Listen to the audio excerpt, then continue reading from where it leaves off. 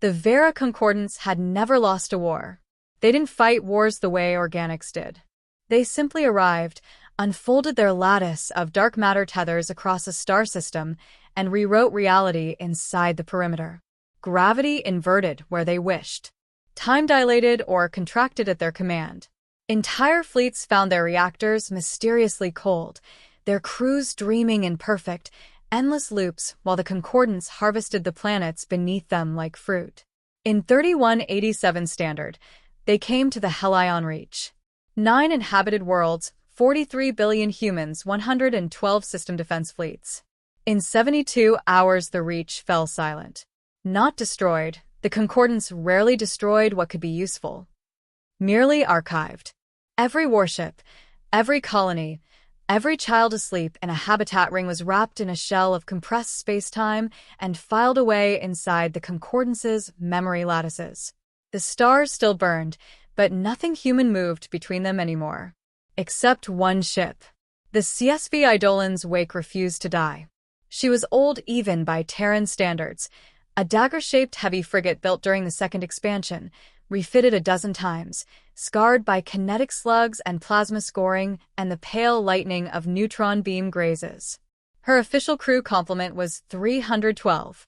When the Concordance lattice snapped shut around the Reach, only 8 were still alive.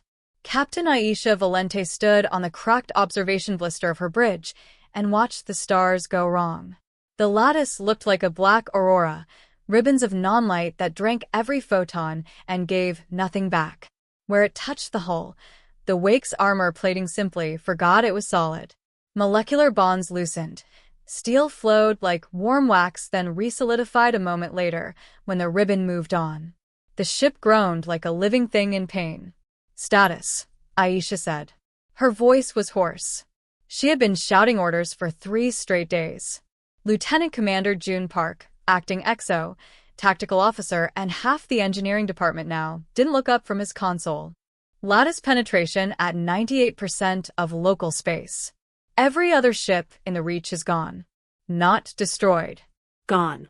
Like someone deleted them from the universe. We're the only return on the gravitic scope. Explain. I can't. Whatever they're doing, it's not physics. It's syntax.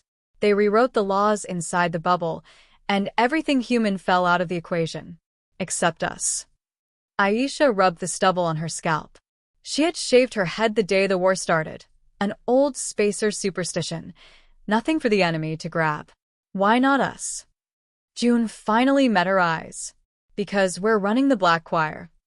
The Black Choir was the most classified system in the Terran fleet. Officially, it didn't exist.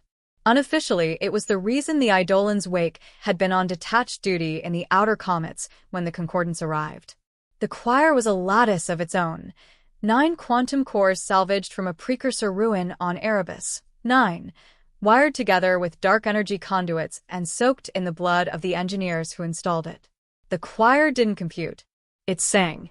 And whatever it sang, reality listened. Aisha turned to the only other officer on the bridge. Dr. Mara Salina, xenomythologist, civilian, technically not even military. She was curled in the astrogation chair, knees to chest, eyes wide and shining. Mara, Aisha said gently, did we just weaponize a god? Mara's laugh was small and cracked. No, Captain. We annoyed one. Behind them the ship shuddered again. Somewhere deep in the hull something screamed, in a voice that had no lungs. The Concordance noticed the anomaly. Across the lattice, a ripple propagated. The black auroras condensed into a single point of absence directly ahead of the wake. Then the point unfolded. The entity that appeared was not a ship. It was a statement. It had the approximate shape of a nautilus made of night, its spiral arms hundreds of kilometers across, every curve a perfect mathematical sentence in a language that predated baryons. Light that touched it ceased to have frequency. Sound that neared it forgot it had ever vibrated. It spoke without sound. Anomaly. Excise. The wake's hull temperature plummeted 200 degrees in a heartbeat. Frost exploded across every surface. The lights died. Emergency red came on, flickered, died again. June's console sparked. They're trying to unmake us the same way they unmade everything else. But the choir is singing back. It's holding the ship in a different version of reality. We're superimposed. Two states at once. They can't find the right us to delete. How long can it hold? Aisha asked. June looked at the readouts and went very still. Minutes. Maybe less. Aisha stared at the nautilus of night. Then we don't hide. We run. Run where? Mara whispered. They own the entire system. Aisha smiled then, and it was not a kind expression. They own every place a human ever named. So we go somewhere we never bothered to. She turned to the helm, where Petty Officer Kells was clinging to his station with white knuckles. Mr. Kells, plot me a course to the Helion Primary. Maximum burn. We're going sun-diving. Kells stared. Captain, the heat will be the least of our problems. Do it. Alarms howled as the Wake's ancient fusion torches lit. The Nautilus entity pivoted with impossible grace and began to close the distance. Space rippled around it like water around a shark. The Eidolon's Wake ran for the star. They hit the heliopause at 0.14 C. The entity was gaining. Every few seconds it reached out with a tendril of pure negation and tried to erase a chunk of the ship. The black choir answered with notes that hurt to hear, chords struck on strings made of collapsing waveforms. Each time the tendril withdrew, baffled. Inside, the crew bled from ears and eyes. The choir was never meant to be used like this. The 9 cores were overheating, their containment flickering. In the engineering space that no longer quite existed in the same dimension as the rest of the ship, Chief Engineer Ramos was screaming prayers in 3 dead languages while he tried to keep the choir from eating the hull. Aisha watched the star grow from a coin to a wall of molten gold. Distance to chromosphere? She asked. 40 seconds, Kells answered. The entity was almost on them now. It filled the rear viewers, a spiral of darkness, eclipsing starlight. Mara uncurled from her chair and walked to Aisha on legs that shouldn't have worked in the crushing acceleration. There's a story the Precursor fragments told, she said, voice thin. About exiles. About a place the old ones feared, even more than they feared each other. I'm listening. They called it the Hollow Sun. A star that died but refused to cool. Inside its heart is a wound in space-time.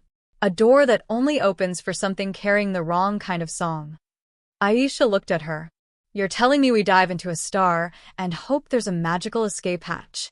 I'm telling you the alternative is ceasing to exist in every timeline at once. Aisha laughed once, sharp. Kells.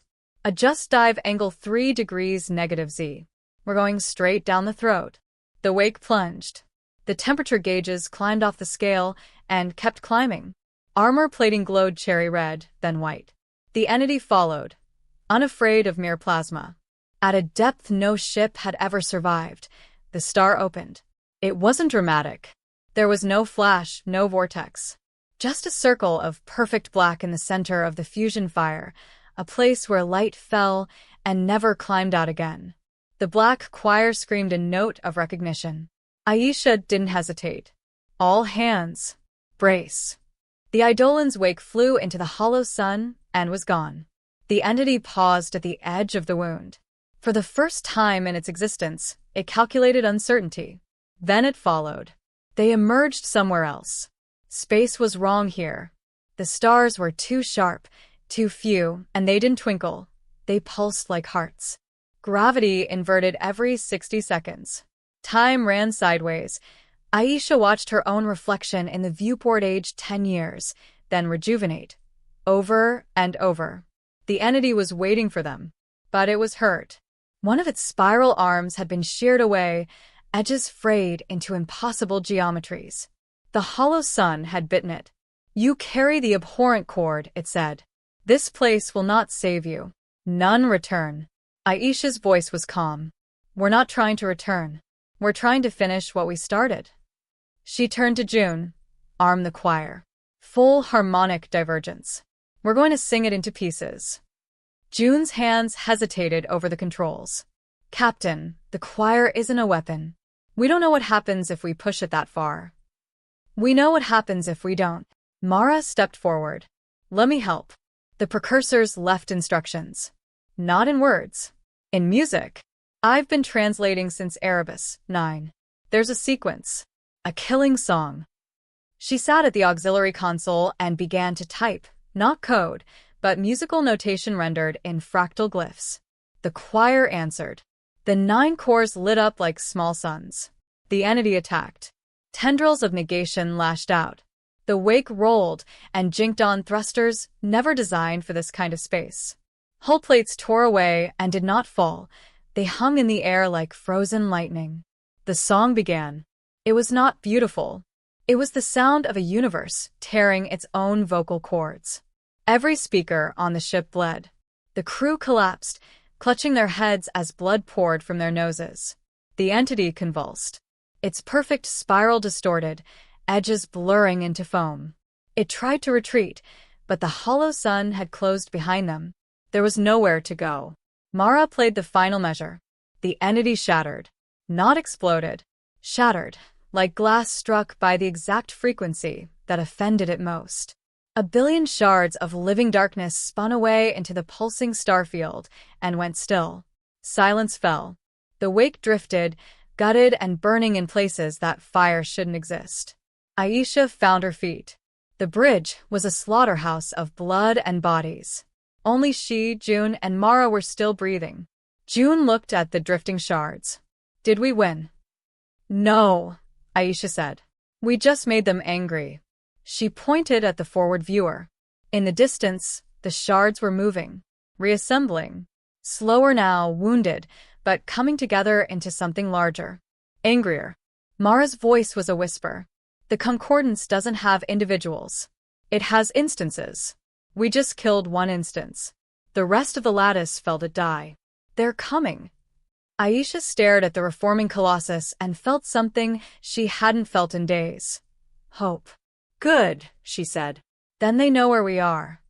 She limped to the helm. Kells is dead. June, take a station. Plot a course deeper into the hollow. If this place is a wound, I want to find the artery. June stared at her. You want to take the fight to them? I want to take the choir home, Aisha said. Their home, wherever they keep the rest of the Reach. 43 billion people in cages made of rewritten physics. We have the only key that can unlock those cages. She looked at the 2 survivors. We started this with 8. We'll finish it with 3 if we have to. But the concordance just learned something humanity's been proving for 10,000 years. Mara finished it for her. We don't surrender. We get even. Aisha nodded once. Engines. Whatever's left of them. The Eidolons wake, bleeding plasma and singing a song that should never have existed, turned toward the deepest part of the wound between universes and accelerated. Behind them, the reassembling god of the Vera concordance followed, wounded and furious. Ahead, in a place that had never known a human footprint, the war had only just begun. And for the first time in its eternal existence, the concordance knew fear.